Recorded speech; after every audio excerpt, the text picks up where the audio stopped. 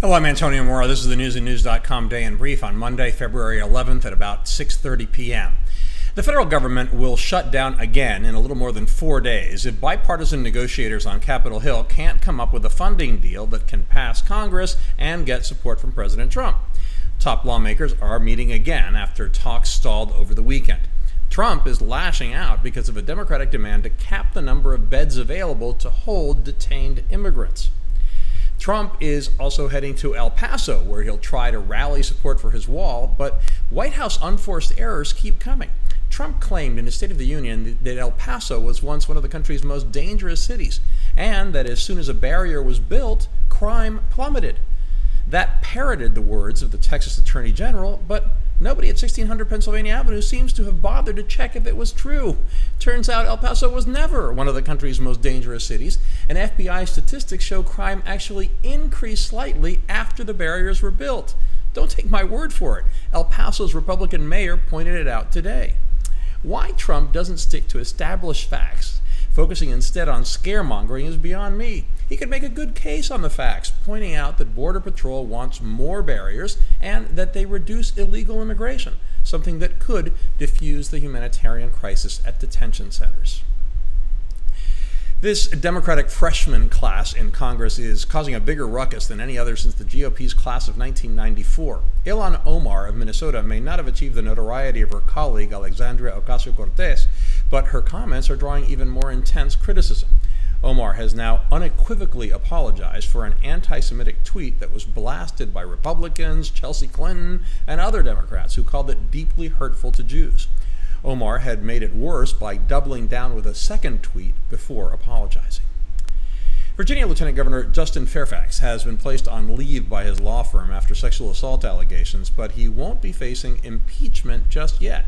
A Democratic delegate has decided to wait before filing articles of impeachment in the Virginia State House. That's despite the fact that almost all members of the Commonwealth's delegation to Congress have called on Fairfax to resign, and that the two women accusing him of sexual assault say they are willing to testify. Meanwhile, Governor Northam is on a charm offensive, saying he needs to stay in office.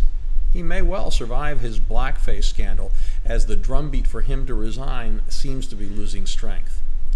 Michael Cohen will not testify before the Senate Intelligence Committee on Tuesday due to what his lawyer called post-surgery medical needs. This is the third time a planned appearance by Cohen on Capitol Hill has been postponed. Like a cornered animal in the last area it controls in Syria, ISIS is fighting fiercely with suicide car bombs, snipers, and booby traps. The extremists have slowed the advance of Kurdish fighters who are attacking with the help of U.S.-led coalition airstrikes. The area ISIS controls is only a few square miles, but it's still not clear how many of its fighters are there and how many civilians are trapped. Meanwhile, the top U.S. commander in the fight against ISIS has aligned himself with the U.S. intelligence community to disagree with Trump, saying there are still tens of thousands of ISIS fighters spread across Syria and Iraq. He said they are dispersed and disaggregated, but there is leadership. U.S. allies remain concerned about Trump's timetable to withdraw U.S. troops from Syria.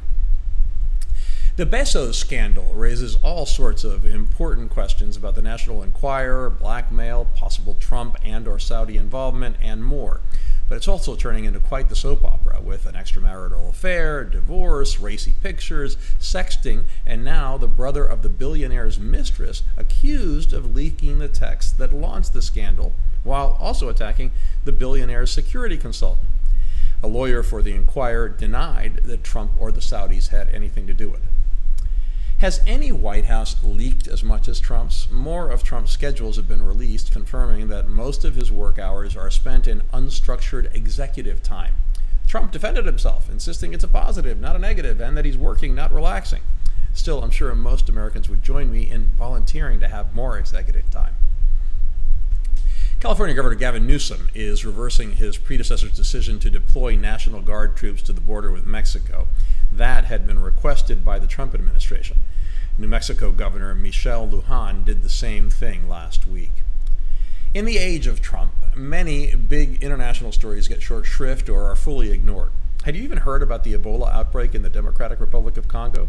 More than 500 people have died, while 271 managed to survive. Almost 100 of the dead are children.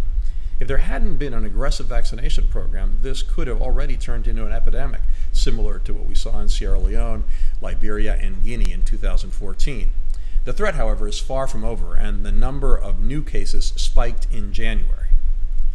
According to Senator Warren, she may never face Trump in a presidential campaign because he could be behind bars in 2020. That followed a provocative Trump tweet that again mocked Warren for having claimed Native American heritage. Some also accused the Trump tweet of referring to the Trail of Tears, the forced relocation of Native Americans that caused thousands of deaths. In our daily alternate universes segment, the great divide between conservative and liberal media was evident in the coverage of Trump's tweet. The left slammed the tweet as offensive, while the right mostly ignored the story. Whether Trump was intentionally referring to the Trail of Tears is up for debate, but he certainly opened the door by capitalizing trail when referring to the campaign trail. The thing is, the left has often ridiculed Trump's knowledge of history, so it could be a stretch to assume he knew the reference and was thinking about it. It's hard to have it both ways. Finally, no fault goes to host Alicia Keys, but the Grammys were almost unwatchable. When they honored Dolly Parton, the focus turned instead to Katy Perry getting blasted for upstaging the country star, her dress, and her singing. Speeches got cut off, most obnoxiously, when Drake mildly criticized the Grammys in his acceptance speech for God's Plan. And really, who thought J-Lo should lead a Motown medley with a whole bunch of Motown's greatest stars in the room? Oh, the ceremony also lasted a mind-numbing 3 hours and 40 minutes. But I digress. On the positive side, Gaga was great, and she won a couple of awards. Women reigned in general, with Casey Musgraves taking home 4 Grammys, including Album of the Year, and Cardi B becoming the first solo woman to win a Grammy for Best Rap Album. Donald Glover, aka Childish Gambino, posted 4 big wins as well. We have all those stories and much more updated around the clock 7 days a week on newsandnews.com, where you'll find all you need to know in one place. Please subscribe to our YouTube channel by clicking on the right of your screen just below this video. Please follow us on Facebook at Real News and News, and follow me on Twitter at AMoraTV.